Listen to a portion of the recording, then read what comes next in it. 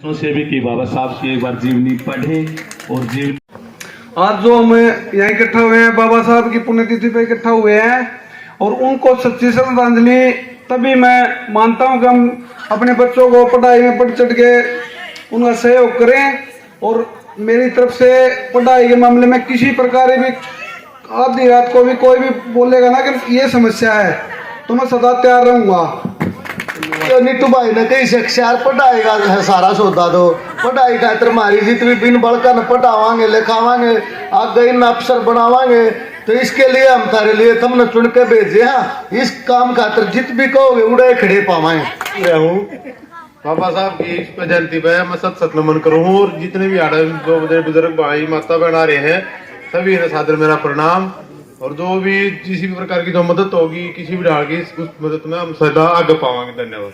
गौतम बुद्ध के चरणों में नमन करते हुए भारतीय संविधान निर्माता एवं नारी के मुक्तिदाता बाबा साहब डॉक्टर भीमराव अम्बेडकर को नमन करते हुए बाबा साहब के 66वें परिनिर्वाण दिवस के ऊपर आप जितने भी यहाँ इकट्ठे मैं आप सबका दिल से धन्यवाद करता हूँ। ताकत गौतम बुद्ध के चरणों में बार बार वंदन करते हुए इस देश के दलितों शोषितों पीड़ितों के मसीहा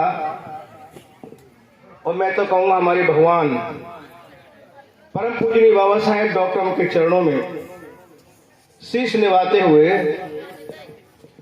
बहुजन समाज में जन्मे सभी संतों महापुरुषों को कोटि कोटि वंदन करते हुए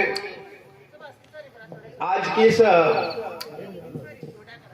परम पूजनीय बाबा साहेब डॉक्टर अम्बेडकर 67वें श्रद्धांजलि समारोह में उपस्थित हमारे आदर सम्मान के योग्य पूज्य भंते जी, हमारे दूसरे महान संत जो हमारे बीच में बैठे हैं, अतिथि के रूप में हमारे बीच में आया सिंह बौद्ध जी सह संयोजक राष्ट्रीय बौद्ध महासभा और बहुजन समाज पार्टी के प्रदेश के सचिव हैं, सफल संचालन कर रहे हैं हमारे भारतीय बौद्ध महासभा राष्ट्रीय बौद्ध महासभा के डिस्ट्रिक्ट कोऑर्डिनेटर हनुमान बौद्ध जी और विशेषकर मंच पर हमारे बैठे नवनियुक्त हमारे प्रधान बहुत से तो ऐसे हमारे प्रधान चुने जो कि जनरल सीट पर चुन के आए, मैं उनको बहुत बहुत बधाई उनको देना चाहता हूं। उनसे आशा करता हूं कि तन मन धन से इस क्षेत्र का वो विकास करेंगे। तो साथियों आज चर्चा केवल परम पूज्य बाबा साहेब की होनी चाहिए क्योंकि बाबा साहेब डॉक्टर अम्बेडकर आज के दिन हमको रोता बिलखता छोड़ के चले गए थे। कि बाबा साहब का पहला मंत्र पूरा किया, शिक्षित बनो, आपने शिक्षा का काम किया। और बाबा साहब ने कहते थे कि जो लोग मंदिर की तरफ जाते हैं वो लोग मूर्ख बनते हैं, जो पुस्तकालय की तरफ जानते हैं वो IAS डॉक्टर इंजीनियर प्रोफेसर बनते हैं। तो वो शानदार आपने काम किया है। मैं निवेदन करना चाहता हूं आपको अपनी ताकत को पहचानना होगा, अपनी शक्ति को पहचानना होगा, तभी साथियों बात बनने वाली है। पूज्य काशीराम साहब कहते थे, हमारे स्टेट के सेक्रेटरी साहब बैठे आजाद साहब, क्या कहते थे? जीतेगा भाई जीतेगा, वोटर वाला जीतेगा, हारेगा भाई हारेगा। बाबा साहेब के जीवन की कहानी तो तुम भूल गए। अरे बाबा साहेब के जीवन की कहानी तो तुम भूल गए, उनकी संघर्ष में वो जवानी भी भूल गए। तोड़ दी सारी कस्में, अरे तोड़ दी सारी कस्में और बातें भी तुम भूल गए और बाबा साहेब की दी हुई वो सारी सौगातें भूल गए। तुम स्वार्थी हो, अरे तुम स्वार्थी हो और कुछ भी नहीं। तुम लोग स्वार्थी हो और कुछ भी नहीं। तुम्हारा वजूद क्या है करते तुम कभी गौर नहीं।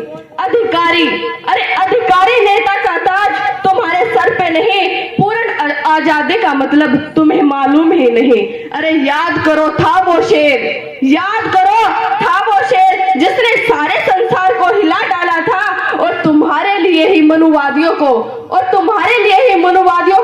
अपने कदमों में झुका डाला था। मनुवादियों को तुमने अपना राजा बना लिया।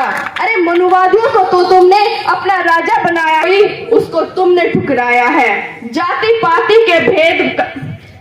पाति में भेद कर भाईचारा भी तुमने तुमने मिटा दिया, जाति पाति का भेद कर भाईचारा भी तुमने मिटा दिया, और बाबा साहेब के सपने को तुमने कुंभकर्ण की नींद सुला दिया, कुंभकर्ण की नींद सुला दिया। धन्यवाद।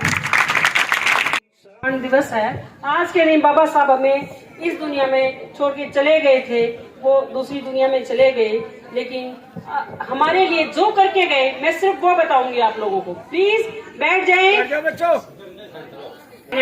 क्योंकि बाबा साहब ने मेरे लिए ऐसे ऐसे कानून बनाए जो मुझे पता नहीं थे, लेकिन जब पता चले तो मेरी आंखों में आंसू आ गए। क्यों? क्योंकि अगर मेरी माँ मुझे जन्म तो देती, लेकिन मुझे अफसर नहीं बना सकती थी, मुझे जो पढ़ा नहीं सकती थी, क्योंकि कोई कानून ही नहीं था जो मुझे पढ़ा दे। बाबा साहब ने मुझे पढ़ाने के लिए कानून बनाए, जिसकी वजह से मैं पढ़ पाई और आज के दिन ऑफिसर बन पाई। वो था Hindu code bill. Hindu code bill के थ्रू बाबा साहब ने मुझे पढ़ने लिखने का अधिकार दिया, हिंदू कोड बिल के थ्रू नौकरी करने का अधिकार दिया, कुर्सी पे बैठने का अधिकार दिया, प्रॉपर्टी रखने का अधिकार दिया। तो मुझे क्या, अगर मैं किसी और धर्म को मानती या किसी और मतलब बाबा साहब का संविधान नहीं होता, तो मैं आज के दिन गांव में किसी जो स्वर्ण आदमी के घर गोबर पाथरी होती। आज मैं कहां पर हूं ये सोच लो कि जिस इंसान के बारे में मुझे सुना तक भी नहीं, जिस इंसान की मैंने कभी पूजा तक भी नहीं कही, कभी मैंने उसके बारे में जाना तक भी नहीं, वो मुझसे मेरे लिए इतना बड़ा कार्य कर गया कि आज मैं कहां पर बैठी हूं ये सिर्फ मैं जानती हूं। क्योंकि जिन धर्म शास्त्रों में हमें पैर की जुत्ती कहा गया था, जिन धर्म शास्त्रों में हमें पैर की जुत्ती कहा गया था, जिन महिलाओं को पैर की जुत्ती कहा गया था, घूंघट में रहने के लिए कहा गया था, आज वो महिलाएं चांद पर जा चुकी हैं। वो सिर्फ और सिर्फ हमारे बाबा साहब की देन है। वो महिलाएं प्रधानमंत्री बन चुकी हैं, वो महिलाएं हमारी राष्ट्रपति बन चुकी हैं, वो हमारी महिलाएं जो है ऑफिसर बन चुकी हैं, सिर्फ क्योंकि महिलाएं उनको जानती नहीं है। कहते हैं मर्द को गर्द भला, मर्द को गर्द भला, गाड़ू भला ना साथ, मर्द को गर्द भला, गाड़ू भला ना साथ। जो जो गाड़ू आवे पास में तो काटे गाथ, क्योंकि हमें मर्द चाहिए कि गाड़ू, मर्द बनना चाहिए कि गाड़ू बनना चाहिए। मर्द एक पहचान होती है, हमारे मर्द है तथागत बुद्ध है, हमारे मर्द है बाबा साहब डॉक्टर अम्बेडकर। तो ऐसे महापुरुष हमारे मर्द हैं। कादर जुटे हजार सूर नहीं डरता है, जो कादर है हजारों सूर दम रखता है, हजारों को छत्ता रखता है। ऐसे हमारे महापुरुष मर्द हैं। मर्द को गर्द भला, हम उनके चरणों की मस्तक है, चरणों की धूल मस्तक में लगाते हैं। और गाड़ू तो हमारा बिना उसकी शादी हुई तो भी बाल्टी भरी। जितना पैसा उसने 6 साल में कमाया, पाब्लो ने, पिकासो ने 1 महीने में कमा के दिखा दिया भाई। कितने महीने में? 1 ही महीने में। हाँ, 1 ही महीने में। तो इस कहानी का मतलब अर्थ क्या है? अपने जीवन में एक पाइपलाइन बिछाओ। देखो, इस देश में काम सभी करते हैं, सभी करते हैं, कोई निठल्ला नहीं है, कोई एक आधा होगा, लगभग सभी काम करते हैं। लेकिन जो हार्डवर्क करता, मानता वो हार्डवर्क भी सभी करते हैं, वर्क नहीं हार्डवर्क, सभी कठिन परिश्रम करते हैं। लेकिन आज युग क्या चला हुआ है, अगर आप हार्ड वर्क की बजाय स्मार्ट वर्क करोगे ना तो ही आपका काम चलेगा, वरना काम नहीं चलेगा भाई। स्मार्ट वर्क होना चाहिए। Don't do hard work, don't do hard work, hard work मत करो, स्मार्ट वर्क करो। अपने जीवन में जिसने एक पाइपलाइन बिछा दी उसका कल्याण हो गया, और जिसने नहीं बिछाई वो भाई ऐसे ही घूमेगा। तो अपने जीवन में एक एक पाइपलाइन। उन्होंने सर्वप्रथम अपनी पत्नी सावित्रीबाई फुले को शिक्षित किया, और सर्वप्रथम उन्होंने महिलाओं के लिए स्कूल खोला, स्कूल की व्यवस्था की। फिर धीरे धीरे समय बदलता चला गया, एक के बाद एक हमारे समाज में अनेक महापुरुष हुए, उन्होंने जातीय भेदभाव, महिलाओं की स्थिति, इस प्रकार अनेक जो सामाजिक कुरीतियां थी, सामाजिक बुराइयां थी, उनके खिलाफ जमकर लड़ाई लड़ी। इसके बाद फिर 14 अप्रैल 1891 को हमारे महान आदर्श बाबा साहब का जन्म हुआ, जिनका एहसान हम सदियों तक कभी नहीं चुका पाएंगे।